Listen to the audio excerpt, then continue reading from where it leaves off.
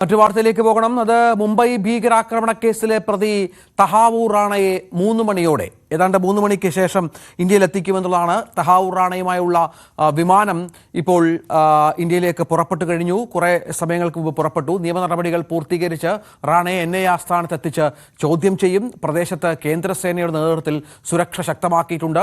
Metro station അടക്കം പൂട്ടി ഗതാഗതം പൂർണ്ണമായും നിരോധിച്ചിട്ടുണ്ട്. ഒപ്പം ഈ തഹാവൂർ റാണയുമായി വരുന്ന വിമാനത്തിന്റെ റൂട്ട് പൂർണ്ണമായും കേന്ദ്രത്തിന്റെ നിയന്ത്രണത്തിലുമാണ് എന്നുള്ളതാണ്. അതായത് അതീവ സുരക്ഷയോടുകൂടി ഇന്ത്യയുടെ ഒരു നയതന്ത്ര വിജയമായി പോലും കാണുന്ന ഈ സംഭവം, അത് തഹാവൂറിനെ ഇന്ത്യയിലെത്തിക്കുക, വിചാരണ നടപടികൾ ആരംഭിക്കുക എന്നുള്ളത് ഏറ്റവും പ്രധാനപ്പെട്ട കാര്യമാണ്. മനു ഭരത് ഏറ്റവും പുതിയ വിവരങ്ങളുമായി ചേരും. മനു, നയതന്ത്രപരമായി നോക്കിയാൽ ഇന്ത്യയുടെ വലിയ വിജയമാണ് ഈ തഹാവൂർ റാണയുമായി ബന്ധപ്പെട്ട കാര്യം.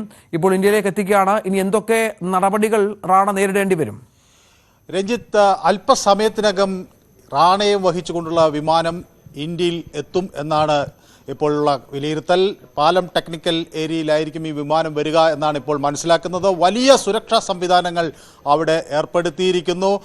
സ്പെഷ്യൽ കമാൻഡോകൾ, ബുള്ളറ്റ് പ്രൂഫ് വാഹനങ്ങൾ, അങ്ങനെ ഇത്തരം ഒരു രാജ്യത്തെ നടുക്കിയ ഒരു തീവ്രവാദ ആക്രമണത്തിൻ്റെ സൂത്രധാരകനെ കൊണ്ടുവരുമ്പോൾ ആവശ്യമായ എല്ലാ മുൻകരുതലുകളും എടുത്തുകൊണ്ട് തന്നെയാണ് ഈ റാണയെ എത്തിക്കുന്നത്.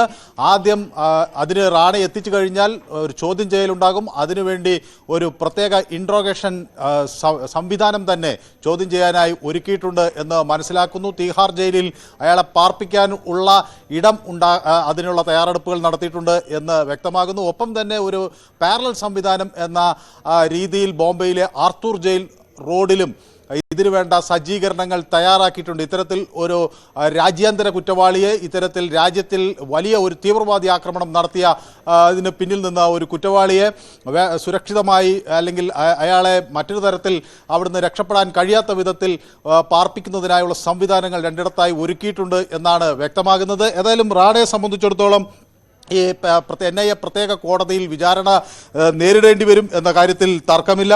സ്വാഭാവികമായും ആദ്യഘട്ടത്തിൽ ഒരു ചോദ്യം ചെയ്യലായിരിക്കും ഉണ്ടാകുക. ഡൽഹി പോലീസിന്റെ കമാൻഡോകൾ സജ്ജമായി കഴിഞ്ഞു. അതുപോലെ ഉയർന്ന സുരക്ഷാ സംവിധാനമുള്ള വാഹനങ്ങൾ ഇയാളെ ട്രാൻസ്പോർട്ട് ചെയ്യുന്നതിനു വേണ്ടി അവിടെ തയ്യാറാക്കിയെന്ന വിവരങ്ങൾ പുറത്തു വരുന്നു. ഒപ്പം തന്നെ ഈ ഡൽഹി പട്യാല കോടതിയിൽ ഈ വിഷയം NIA പ്രത്യേക കോടതി കേൾക്കും എന്നാണ് മനസ്സിലാക്കുന്നത്. സീനിയർ ക്രിമിനൽ ലോയർ ധ്യാൻ കൃഷ്ണനായിരിക്കും നമ്മുടെ ഇന്ത്യയുടെ പ്രോസിക്യൂഷൻ സംഘത്തെ നയിക്കുക. ഒപ്പം തന്നെ സ്പെഷ്യൽ പബ്ലിക് പ്രോസിക്യൂട്ടർ നരേന്ദ്ര മാനും ഈ ലീഗൽ പ്രൊസീഡിങ്സിൻ്റെ ഭാഗമായി ഉണ്ടാകും. അങ്ങനെ നമ്മുടെ രാജ്യത്ത് 166 പൗരന്മാരെ വധിക്കുന്നതിന് കാരണക്കാരനായ ഒരു തീവ്രവാദി ആക്രമണം ആസൂത്രണം ചെയ്ത ഈ തഹാവൂർ റാണ എന്ന ഈ കൊടും കുറ്റവാളിയെ അതിന് അർഹിക്കുന്ന തരത്തിൽ തന്നെ ഇന്ത്യ കൈകാര്യം ചെയ്യും എന്ന സൂചനയാണ് പുറത്തു വരുന്നത്. ഏതായാലും ഈ കനേഡിയൻ പൗരൻ 64കാരനാണ്. ഇന്ത്യയുടെ ദീർഘകാലത്തെ, രഞ്ജിത്ത് നേരത്തെ സൂചിപ്പിച്ചതുപോലെ, ദീർഘകാലത്തെ പരിശ്രമത്തിന് ഒടുവിലാണ് ഇത്തരം ഒരു കുറ്റവാളിയെ വിട്ടുകിട്ടുന്നത്. നേരത്തെ ട്രംപും മോദിയും നടത്തിയ കൂടിക്കാഴ്ചകളിൽ ഇത് സംബന്ധിച്ച വിഷയം ഈ ചർച്ചാ വിഷയമായിരുന്നു എന്നതും വ്യക്തമാണ്. ഇത്തരം ദുഷ്ടമനസ്സിൻ്റെ ഉടമകളെ കൈമാറും എന്ന് അന്ന് മോദിയോട് ട്രംപ് വ്യക്തമാക്കിയതായും ഇപ്പോൾ വിവരങ്ങൾ പുറത്തുവരുന്നു. മാത്രവുമല്ല, അമേരിക്കയിലെ സുപ്രീം കോടതി തന്നെ ഈ ഇത്തരത്തിൽ എക്സ്ട്രഡിക്ഷൻ തടയണം എന്ന്, അല്ലെങ്കിൽ ഈ കുറ്റവാളിയെ കൈമാറ്റം ചെയ്യുന്നത് തടയണമെന്ന് ആവശ്യപ്പെട്ടുകൊണ്ടുള്ള ഹർജി തള്ളിയിരിക്കുന്നു. അതോടുകൂടിയാണ് വിവിധ ഏജൻസികളുടെ ഭാഗമായിട്ടുള്ള ഉദ്യോഗസ്ഥരുടെ സംഘം അമേരിക്കയിൽ നിന്ന് റാണയെ ഇന്ത്യയിലേക്ക് എത്തിക്കാനുള്ള ഒരു ശ്രമം നടത്തുന്നത്. 2008 ആക്രമണം നമുക്ക് അറിയാം. തുടർച്ചയായ ആക്രമണമാണ് നടന്നത്. അജ്മൽ കസബ് എന്നൊരു തീവ്രവാദിയെ കൈയോടെ പിടികൂടാൻ ഇന്ത്യൻ സേനയ്ക്ക് അന്ന് കഴിയുകയും ചെയ്തിരുന്നു. പിന്നീട് 2012 അയാളെ പൂനെയിൽ തൂക്കിക്കൊല്ലുന്ന ഒരു സാഹചര്യവും ഉണ്ടായി. അതിന് അർഹിക്കുന്ന തരത്തിലുള്ള ശിക്ഷ നൽകിക്കൊണ്ടാണ് രാജ്യം അതിനോട് പ്രതികരിച്ചത്. സ്വാഭാവികമായ ഒരു രീതി ഇവിടെയും ഉണ്ടാകുമെന്നാണ് പ്രതീക്ഷിക്കുന്നത്. ഏതായാലും രാജ്യത്തെ സംബന്ധിച്ചിടത്തോളം ഇത് വലിയൊരു ആത്മാഭിമാനത്തിൻ്റെ നിമിഷമാണ്. ഒരു രാജ്യത്ത് കുറ്റകൃത്യം, പ്രത്യേകിച്ച് ഇന്ത്യ പോലെ വലിയ ഒരു ജനാധിപത്യ രാജ്യത്ത് കുറ്റകൃത്യം ചെയ്ത് അമേരിക്ക പോലൊരു രാജ്യത്തിൻ്റെ തണലിലേക്ക് പോകാൻ കഴിയും കുറ്റവാളികൾക്ക് എന്ന ഒരു ധാരണയാണ് ഇത് മൊത്തത്തിൽ ഉടച്ചു വാർക്കുന്നത്. അവർക്ക് ഈ നിയമ സംവിധാനത്തിൻ്റെ മുന്നിലേക്ക് വരേണ്ടി വരും, നീതി നിർവഹണം എന്തെന്ന് അവർ മനസ്സിലാക്കേണ്ടി വരും എന്ന ഒരു സൂചന കൂടി നൽകാൻ രാജ്യത്തിന് കഴിഞ്ഞിരിക്കുന്നു. അമേരിക്കയിൽ നിന്ന് റാണയെ എത്തിക്കുന്നു. ഒപ്പം റാണ വരുന്നതോടുകൂടി ഡേവിഡ് കോൾമാനെ സംബന്ധിച്ചുള്ള കൂടുതൽ വിവരങ്ങൾ ലഭിക്കും. കാരണം ഈ ഹെഡ്ലിക്ക് വേണ്ടി യാത്രാ സൗകര്യങ്ങളെല്ലാം ചെയ്തു കൊടുത്ത് റാണയാണ് എന്ന് അന്വേഷണ സംഘം കണ്ടെത്തിയിരുന്നു. 2011 ഇത് സംബന്ധിച്ച് ഒരു ചാർട്ട് ഷീറ്റ് ഡൽഹി പ്രത്യേക കോടതിയിൽ സമർപ്പിക്കുന്നത്. അതിനുശേഷം 2013 സെപ്റ്റംബറിൽ വീണ്ടും ഒരു അനുബന്ധ കുറ്റപത്രം കൂടി സമർപ്പിച്ചിരുന്ന 405 പേജിൽ അതിലൊക്കെ സവിസ്തരം റാണയുടെ പങ്ക് വ്യക്തമാക്കുന്നുണ്ട്. സ്വാഭാവികമായും ഇതിൻ്റെ മുഖ്യ സൂത്രധാരകൻ കൂടിയായിരുന്ന ഈ ഹെഡ്ലിയെ ഏത് തരത്തിൽ സഹായിച്ചു, എങ്ങനെ ഇന്ത്യയിലേക്ക് വരാൻ സഹായിച്ചു, റാണ ഏതൊക്കെ ഘട്ടത്തിൽ ഇന്ത്യയിലേക്ക് വന്നു, ആരെയൊക്കെ കണ്ടു തുടങ്ങിയ എല്ലാ ചോദ്യങ്ങൾക്കും മറുപടി പറയേണ്ടി വരും.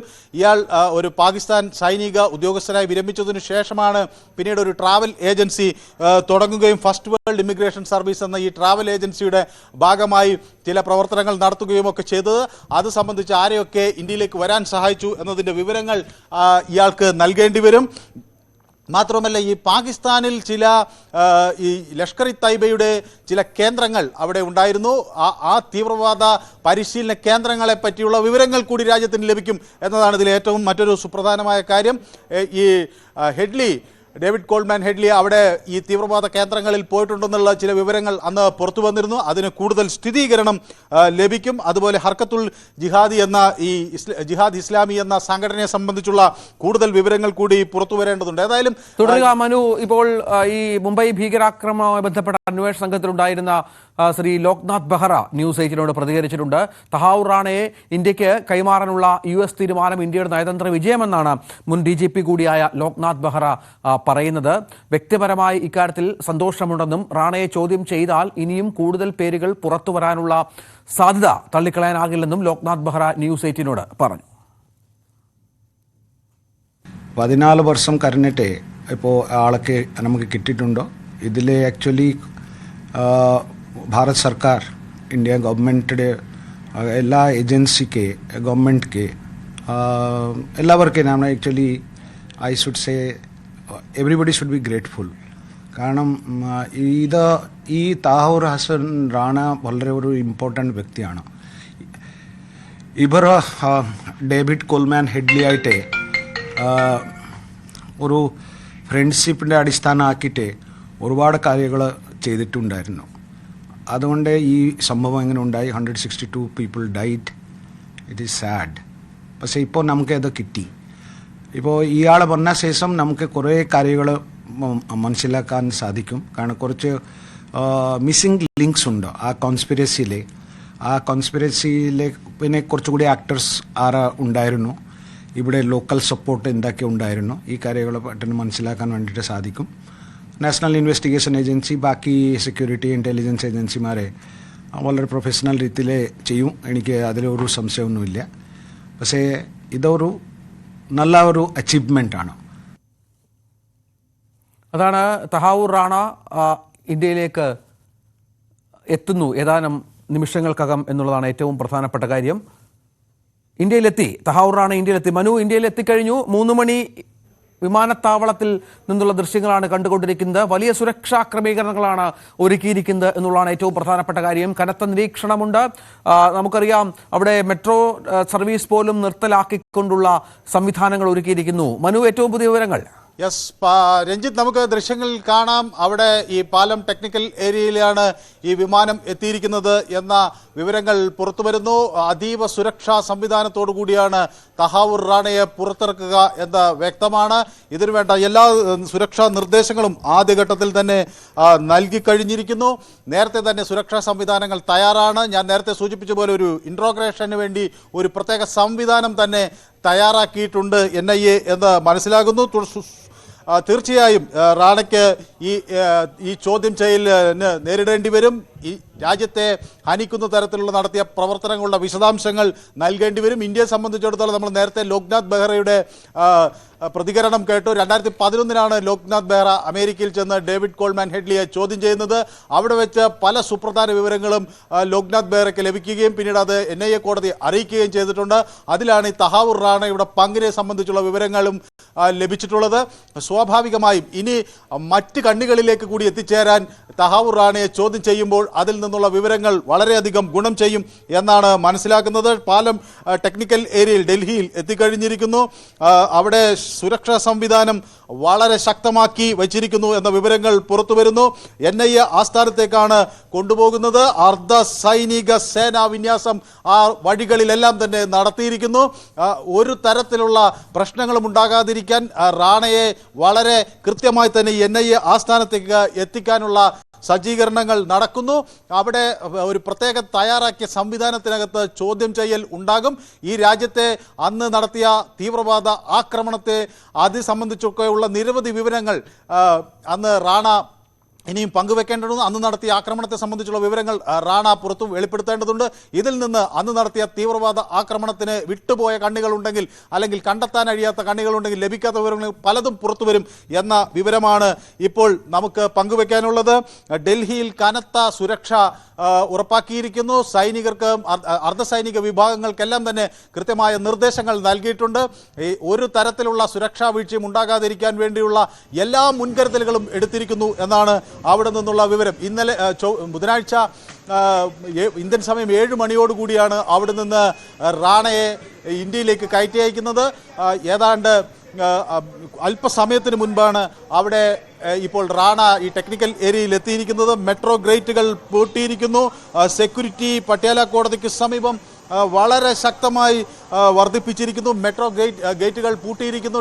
താൽക്കാലികമായി അവിടെ നിന്ന് ആളുകളെല്ലാം മാറി നിൽക്കാനുള്ള നിർദ്ദേശങ്ങൾ നൽകിയിരിക്കുന്നു. അവിടെ ഗതാഗതം പൂർണ്ണമായി നിരോധിച്ചിരിക്കുന്നു. അങ്ങനെ അതീവ സുരക്ഷാ സംവിധാനം എന്ന് തന്നെ സമ്മതിക്കേണ്ടി വരും. അതീവ സുരക്ഷാ സംവിധാനം അവിടെ ക്രമപ്പെടുത്തിയിരിക്കുന്നു.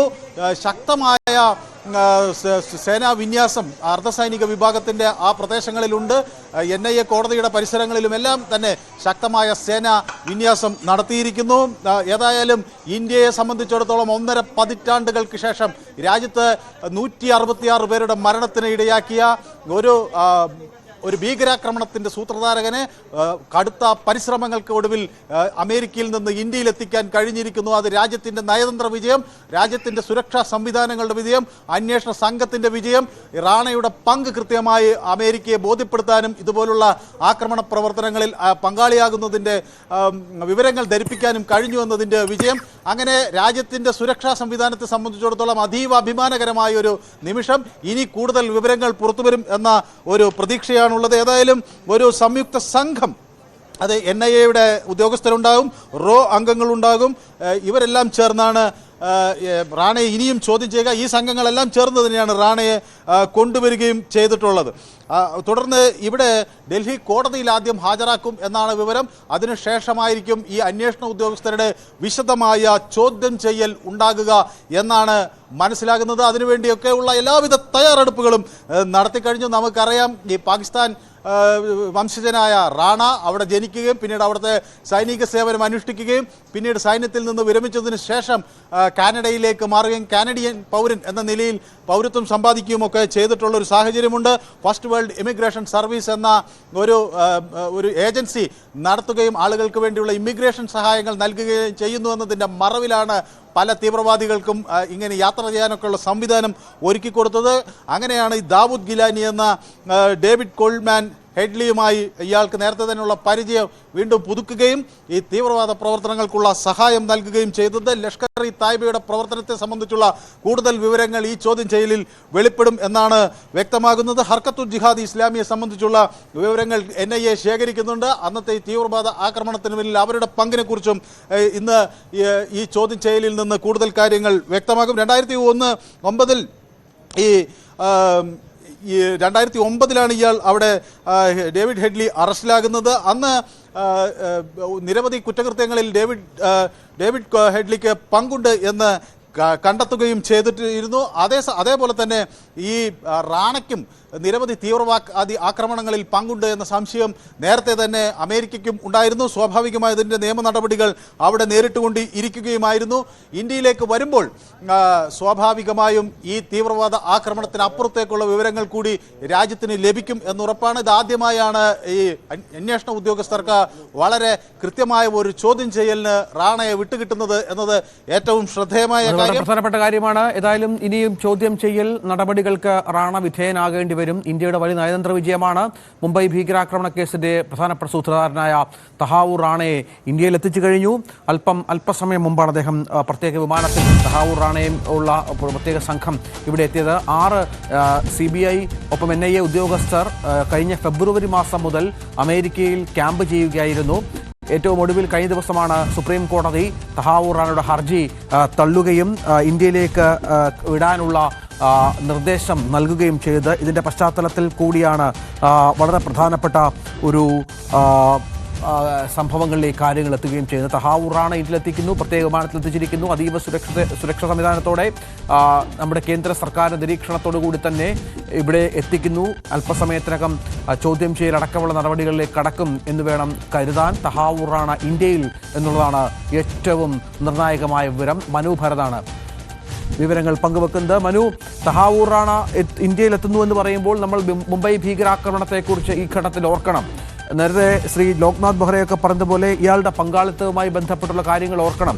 ഡേവിഡ് കോൾമാൻ ഹെഡ്ലിയുമായുള്ള ഇയാളുടെ ബന്ധത്തെക്കുറിച്ചൊക്കെ ഈ വളരെ പെട്ടെന്ന് ഈ വിഷയങ്ങളിലൊക്കെ ഒന്ന് പറഞ്ഞു വെക്കാൻ കഴിയുന്ന കാര്യങ്ങൾ എന്തൊക്കെയാണ്? 2008 ഇത്തരത്തിൽ ഒരു ആക്രമണം നടക്കുന്നത്.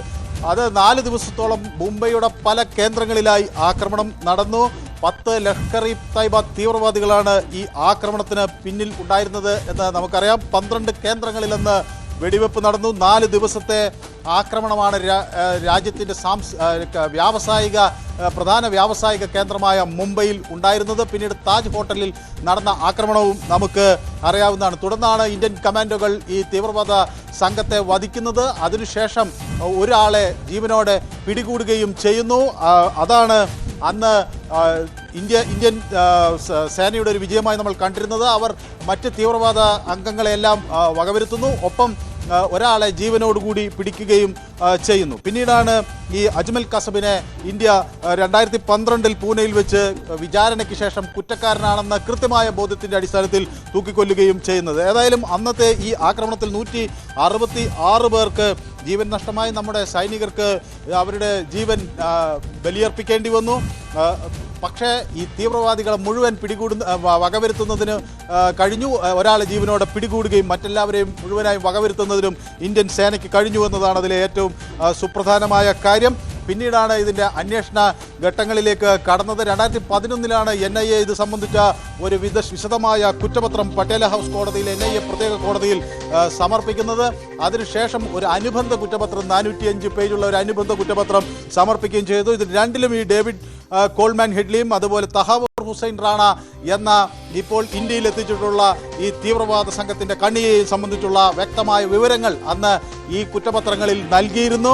തുടർന്ന് ഇയാളെ വിട്ടുകിട്ടുന്നതിന് വേണ്ടി ഇന്ത്യ പരിശ്രമങ്ങൾ ആരംഭിച്ചു. 1.5 പതിറ്റാണ്ടിന് ശേഷമാണ് ഈ പരിശ്രമങ്ങൾ വിജയപ്രാപ്തിയിലെത്തുന്നത് എന്ന കാര്യം കൂടി നമ്മൾ ഇതിൽ മനസ്സിലാക്കണം. ഏതായാലും ഒരു